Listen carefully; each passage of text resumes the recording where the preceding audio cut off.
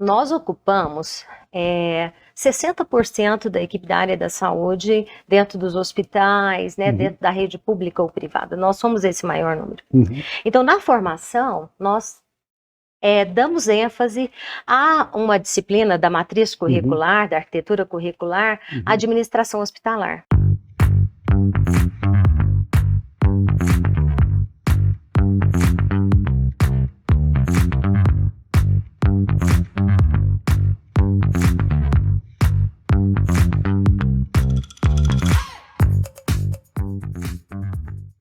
A nossa audiência, sejam todos bem-vindos mais uma vez no tema do dia. Hoje nós vamos falar de enfermagem com a professora Ângela Gilda Alves. A professora Ângela, que é graduada em enfermagem, especialista em saúde pública e educação profissional na área da saúde, tem mestrado em ensino na saúde e é doutora em enfermagem.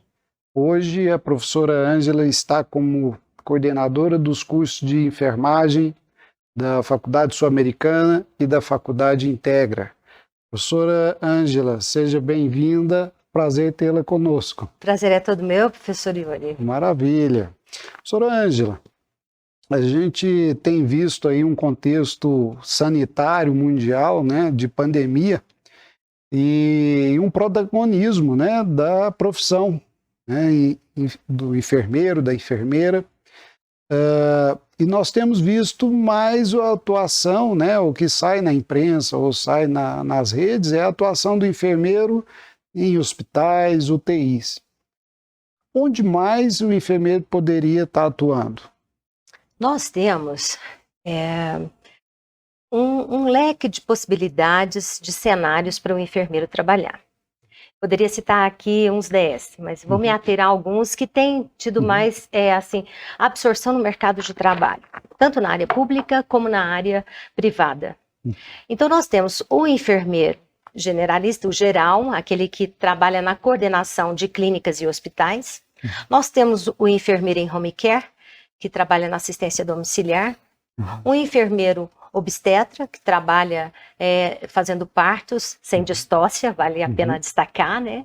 O enfermeiro esteticista, o enfermeiro do trabalho, o enfermeiro do resgate, e temos ainda o enfermeiro professor, e essa é uma área que me encanta profundamente, que estou nela há alguns anos, e o enfermeiro pesquisador. Então nós temos aí essas possibilidades para que o enfermeiro possa se inserir no mercado de trabalho.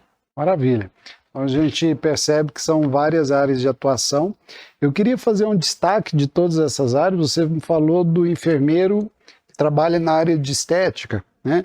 O enfermeiro que trabalha em estética, ele atua com que tipo de procedimento, o que ele faria aí na sua atividade profissional diária? Então, o enfermeiro esteticista, ele pode trabalhar com acupuntura, pode trabalhar com a drenagem linfática, pode trabalhar com a carboxterapia. Obrigada, Maravilha. Carboxterapia, né? E também com a dermopigmentação. Maravilha. São essas as ações, né, que ele pode desenvolver. Essas dermopigmentações, eu tenho visto muitos trabalhos, por exemplo, com pacientes mutilados, né? Às vezes câncer de mama, tem que fazer reconstrução de mama, né? Ou mesmo estética, né? Dermopigmentação de lábio, de mamilos, sobrancelhas, mamilos, né? Cicatrizes, né? A gente vê casos, por exemplo, de queimaduras, né? Aquelas cicatrizes de queimaduras que pode fazer, então, as tatuagens, as micropigmentações, disfarçando, então, Bom, é admirável essa atuação, né? Reconstrução. É admirável e hoje, assim, tem tido um grande destaque, né? Assim, os enfermeiros têm se dedicado, evidentemente, trabalham com outras áreas para habilitar-se e poder desenvolver, mas é uma área que tem crescido vertiginosamente. Maravilha. Quando você fala nessa atuação do enfermeiro domiciliar, que vai ao domicílio, ele trabalha como autônomo ou ele estaria numa iniciativa privada, pública? Ele pode trabalhar como autônomo e ter ali a sua própria firma, né? Para ele pode abrir esse CNPJ, desenvolver e fazer sua consulta e ter funcionários e desenvolver como empresário, mas ele também pode estar agregado a alguns setores que desenvolvem o home care e aí ele faz essa atuação. Nós temos inclusive no SUS, né? O home care que faz esse trabalho e o enfermeiro compõe essa equipe interdisciplinar, multidisciplinar. Maravilha. Você falou em SUS, eu lembrei aqui, a gente pôde atuar, minha área também é saúde, né? Eu pude atuar no Sistema Único de Saúde, lá no primeiro nível de atenção, depois eu fui para o centro de especialidade, que é um segundo nível de referência, mas a gente via muito no programa, ou na estratégia da saúde da família, aquele protagonismo da enfermeira ou do enfermeiro, né? Ele fazia a gestão da unidade de saúde, né? Então, o enfermeiro, no seu cerne, na sua formação, ele tem que ter muito gestão, né? Muito bem lembrado. Nós ocupamos 60% da equipe da área da saúde dentro dos hospitais, né, dentro da rede pública ou privada. Nós somos esse maior número. Então, na formação, nós damos ênfase a uma disciplina da matriz curricular, da arquitetura curricular, administração hospitalar. Maravilha. E isso enriquece e o habilita para fazer essa gestão, né? E nós temos ocupado muito cargos de gestão. Então, em hospitais, em equipes médicas, o enfermeiro, a enfermeira é o braço direito, esquerdo, perna direita e esquerda, né? Eu acredito. Eu falo que para se ter uma boa saúde é preciso ter uma boa enfermagem. Isso é fato. Não, maravilha, tem como, né? Maravilha. E qual que seria a relação hoje, dentro de uma equipe, do enfermeiro e o técnico em enfermagem? Qual que é a diferença dessas duas atividades profissionais? Quando você fala, eu sou enfermeiro ou técnico em enfermagem? Então, na nossa categoria, nós temos 4 categorias assim, distintas, né? Nós temos o enfermeiro, o técnico em enfermagem, o auxiliar de enfermagem, e nós temos o parteiro, ou a parteira. Então, são 4 áreas que a autarquia abraça.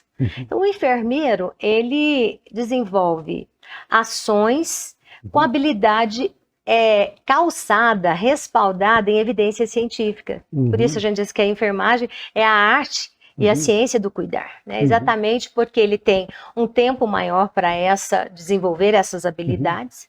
O técnico de enfermagem, ele tem que ter 2º grau, e aí ele faz um curso que dura em média, aproximadamente 2 anos.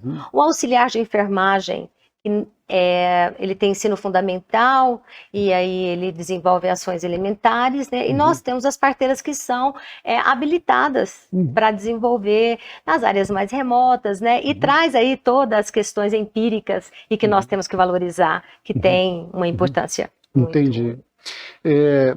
Você falou em 4 áreas, né? A parteira são as doulas, né? Tem que ter registro no conselho de enfermagem? Tem que ter, tem que ter. A gente, aliás, todos nós temos que entender que quando nós atuamos na área como mestre, como doutores, como especialista, né, e a especialização trabalhando-se com a área de home care, de parteiras, né, na área da obstetrícia, é necessário que se faça um registro. Registro no conselho. Sim, é importante. Nos Estados Unidos existe ainda uma outra profissão regulamentada que é a cuidadora de idosos, né? Como é que é essa relação hoje no Brasil, né? O cuidador de idoso, ele pode ser qualquer pessoa ou ele tem que ter uma formação na área específica? Então, essa é uma área delicada, porque não existe o cuidador de idoso regulamentado como profissão. Como profissão. Sim. E aí o que nós temos são pessoas que desenvolvem algumas habilidades específicas da enfermagem, mas que é prático. E isso acarreta alguns dissabores, eu vou chamar assim. Sim. Então é necessário que se qualifique esse cuidador de idoso, mas primeiro essa regulamentação dessa profissão é necessário que se faça. Entendi. Uma especialização de gerontologia dentro da área de enfermagem. Um enfermeiro que gostaria, então, de especializar nessa área, poderia fazer gerontologia e partir para Sim, com o aumento, né, populacional do envelhecimento, e a gente não pode deixar aqui de pontuar, é importante que o enfermeiro, o odontólogo, o fisioterapeuta, o médico, né? Não só o enfermeiro, não né? só o enfermeiro, porque ele vai trabalhar ações voltadas para a promoção, a prevenção e a reabilitação da população idosa. Então, importante que ele faça uma especialização. Aí eu abro um precedente aqui para dizer que nós estamos agora, aqui na Fazan, com as nossas inscrições abertas para o Gerontologia. nosso curso de especialização Maravilha. de gerontologia. Professora Ângela, bom, você está inserida aí já há algum tempo na academia, né, como professora, passou aí por diversas instituições, foi inclusive diretora, dona de instituição de curso técnico, e eu queria te perguntar sobre um laboratório em específico, um laboratório de práticas de enfermagem, e como é a operacionalização desse laboratório. A gente conhece lá o laboratório da Nursing, né? Sim, é o nosso laboratório de simulação realística. Simulação realística. Como é que funciona um laboratório desse para o graduando, para quem está fazendo enfermagem? Eu tenho muito prazer de falar sobre esse laboratório. Eu falo que esse é um legado importante para a instituição, para a Fazan, mas para o curso de enfermagem que as pessoas possam conhecer, né? Então, esse é um laboratório de alta tecnologia. Então, nós temos aí um manequim, uma boneca, que é a Nerciane, e que ela é trabalhada com todos os cenários para as habilidades técnicas inerentes às técnicas básicas e avançadas do curso de enfermagem. E o que é mais importante é um software, e essa boneca, ela faz todo o cenário, e que esse aluno, ao desenvolver essas habilidades, quando ele vai para os estágios, e que na nossa profissão as DCNs contemplam para o 9º e 10º período, então ao longo dos outros 8 períodos, ele possa desenvolver essas habilidades e chegar com tranquilidade para desenvolver no humano.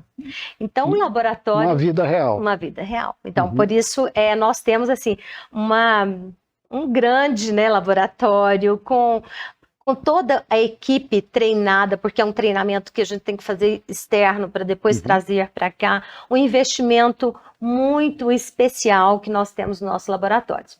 Mas não só esse, sabe, professor? Nós temos também o laboratório de técnicas básicas, e ali são as técnicas elementares no curso de enfermagem, e médio e avançado. Seria como uma enfermaria. Sim, então, seria uma enfermaria em que o aluno pudesse atuar ali administrando soro, funcionando veia, realizando partos e tudo isso de maneira... Esse também é um diferencial do nosso curso de enfermagem, porque nós acreditamos na construção do projeto pedagógico, né, do curso. Nós trabalhamos acreditando toda essa equipe que nós poderíamos fazer associando a teoria e a prática concomitante. Não sendo assim, vamos fazer toda a teoria para depois desenvolver a prática. Nós não acreditamos que vá se ter uma formação com total habilidades esperadas do egresso. Então, nós trabalhamos desde o primeiro período, o aluno já tem o contato com essas habilidades de laboratório. Que é um método ativo, né, de ensino, dentro do Blended Learning, traduzindo para cá o ensino híbrido, o Lab Rotation, né? Então você aplica teoria na prática, teoria e prática, e faz esse movimento simultâneo durante todos os períodos. E eu complemento ainda, né? Porque o sucesso é a olhos vistos. O aluno, ele tem segurança, ele desenvolve essa prática, e quando ele vai para o estágio supervisionado, ele tem sim um certo medo, e eu considero esse medo até salutar, né? Porque nós precisamos ter, mas ele não fica apavorado. Né? Porque ele já teve... A técnica ele já tem. Ele vai desenvolver a habilidade interpessoal, de lidar com a pessoa, né? Exatamente. Professora Ângela, foi um prazer tê-la aqui conosco, com esse bate-papo muito bacana, né? Para nossa audiência, faço o convite, toda terça-feira o programa estará no ar. Verifique lá em nosso canal do YouTube, curte, compartilhe, comente se gostou, ou se não gostou, né, dê o seu like ou o seu dislike. Estamos à disposição.